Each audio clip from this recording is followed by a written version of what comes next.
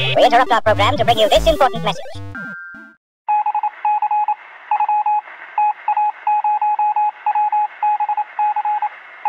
Fruit salad, yummy, yummy. Welcome, listeners and viewers, I guess, because there's some people who watch this, the short versions on YouTube, and these are shorter versions. I hope people understand that. Huh. And so if you're watching, if you want to get the full conversation, you can get the audio at places. Nerd Out With Me. Just go to nerdoutwithme.com and yeah, that's where they're all on there. And then there's stuff, and then there's other stuff and various things. You know what? I'm not. There's nude pictures of Eric on Nerd Out With Me. Yeah, there might. No, I was going to insert profanity in between. But John Byrne would say every issue is someone's first. Fine. So I guess, all right. So the deal is every week we do a show on another month from the 1990s, starting in January 1990 and ending forward. in December to 1999. Right. And we talk about 90s stuff. Stuff from the 90s. That's it. And we're at nerdoutwithme.com and various other channels. And if you go to patreon.com/nerdoutwithme, multiple bonus episodes every single month, like 4 episodes a month, plus YouTube stuff and video and all sorts of other great stuff. So let's get to what we're... Let's talk. Yes. So this week we're going to be talking about... What else happened in February Silence of the Lambs came out. Of the Lambs. The rest of the stuff you can find right here. So if you hold just a minute, I'm going to play maybe 10 to 20 minutes of like a lion or a tiger attack, like a mauling, Okay. and then we'll be back. Fair enough. All right.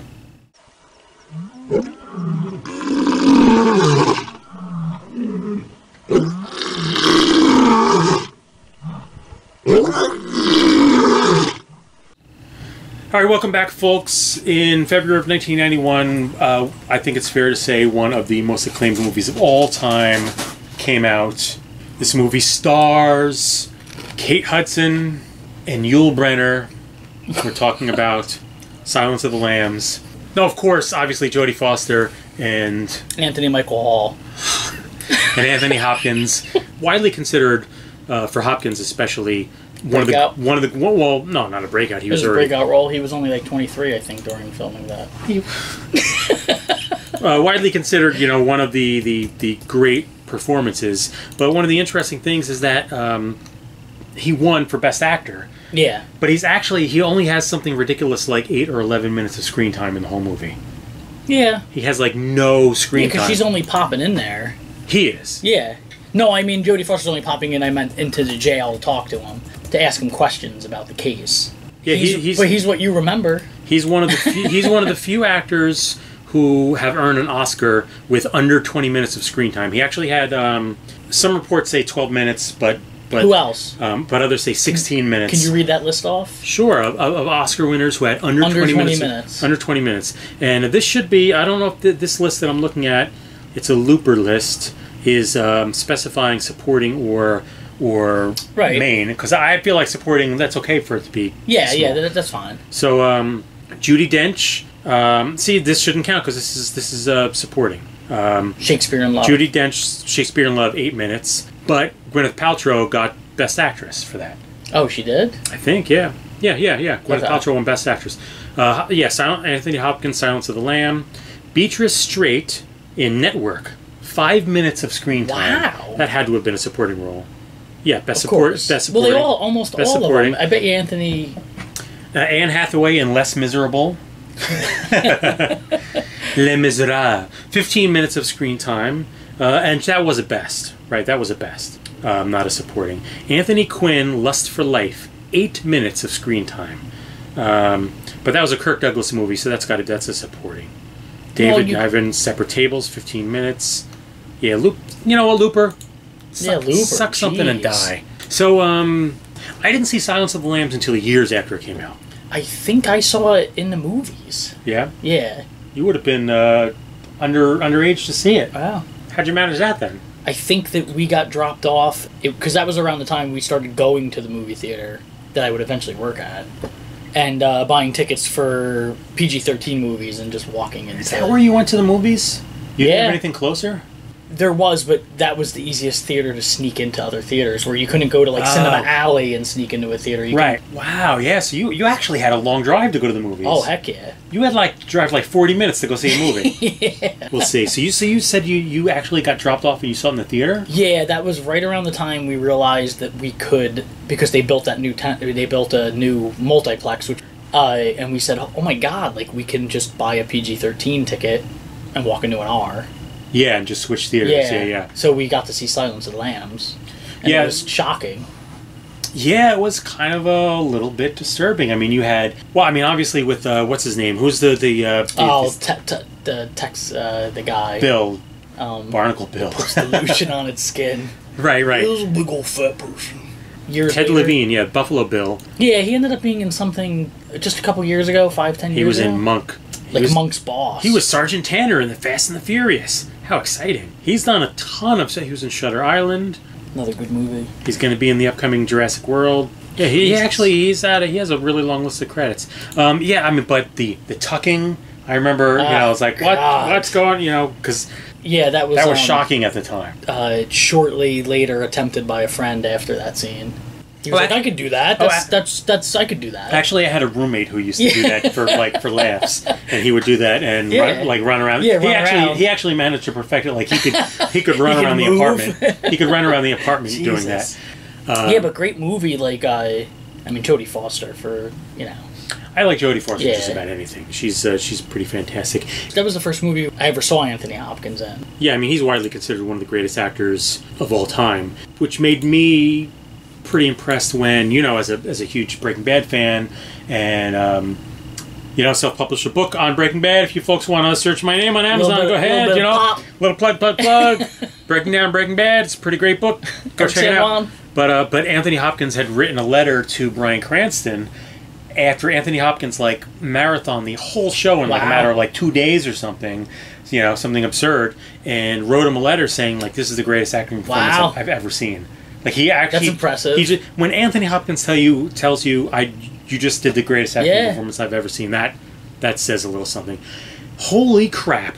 He was in A Bridge Too Far. I don't think I saw that. Oh, it's one of the great war movies. Yeah, I remember. I think my dad has told me about that movie. I love A Bridge Too Far. I did not realize he was. Oh, he must just be an extra or something, or some sort of small bit part. He did Colonel John D. Frost, directed by Richard Attenborough. Interestingly enough. He's terrific. I haven't watched Silence of the Lambs in a long time. It's one of these classics where you watch it and you're blown away and you appreciate how brilliant it is. But at least for me, I don't ever feel an urge to go back to it. It's like one of those rare movies that's is great. But I mean, but here's how big it is. And one, of course, its budget was only $19 million. It made $272. Wow, so that thing was a huge moneymaker. But check it out. It's only the third film in history to win the Academy Awards in all top five categories: Best Picture, Best Actor, Best Actress, Best Director, and Adapted Screenplay. You know what the other two were? Godfather. None of them got actor nods. Not The Godfather, though. That would have been probably close. I'd have to look. No, the other two were It Happened One Night and One Flew Over the Cuckoo's Nest. Oh, okay. You can say that a sequel titled Hannibal was released in 2001 with Hopkins reprising his role, followed by two prequels.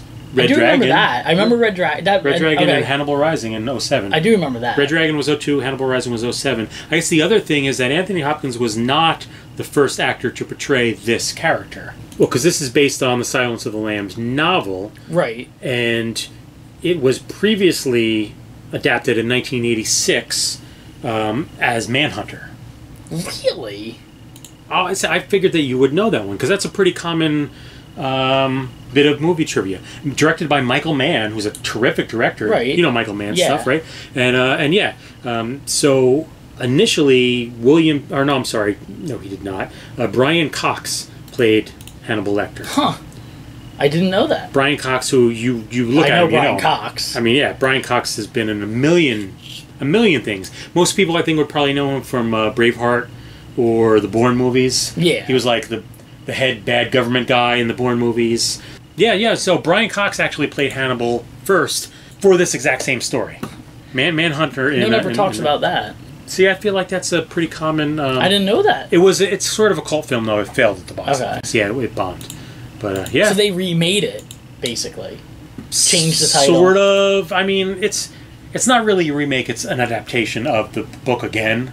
So it's not because there is a distinction here, right? They're not remaking the movie. They're adapting the book again, right? Because there's an interesting case with Akira Kurosawa, his very first film, which I will completely butcher the pronunciation of, Senjiro. I forget. I'm not even going to bother trying. But it was that was an adaptation of a book, and that book was adapted several other times before. But then the movie was remade as well.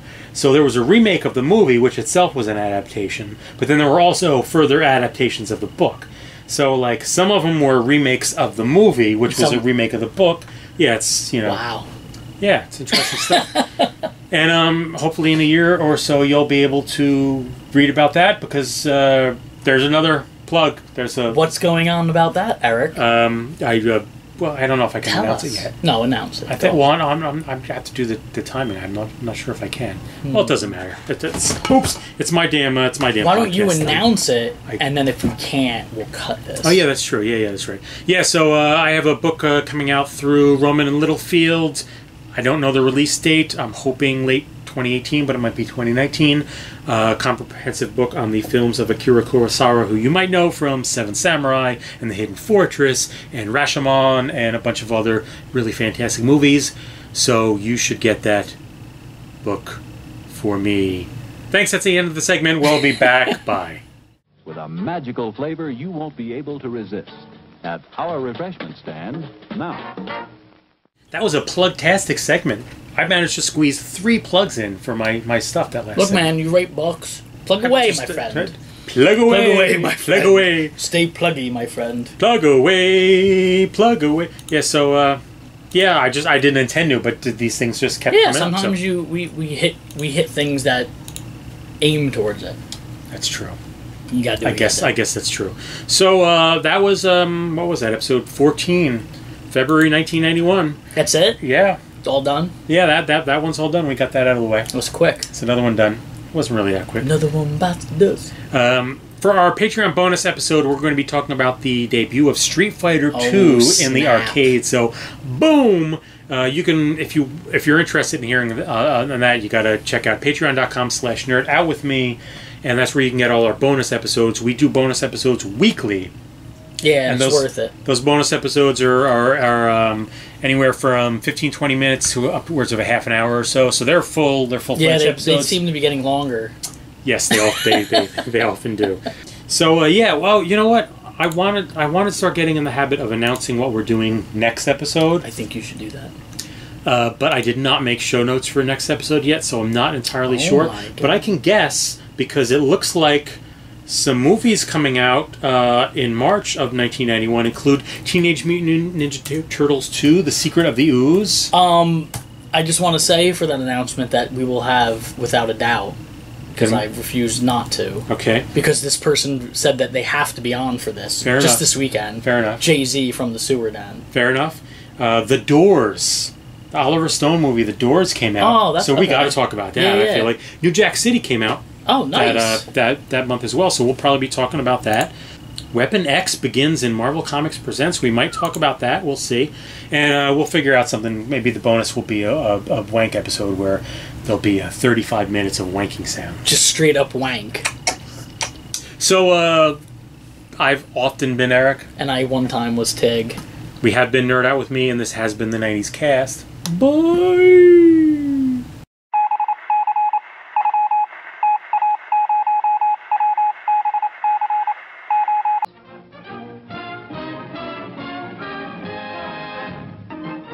The next show will start in 8 minutes.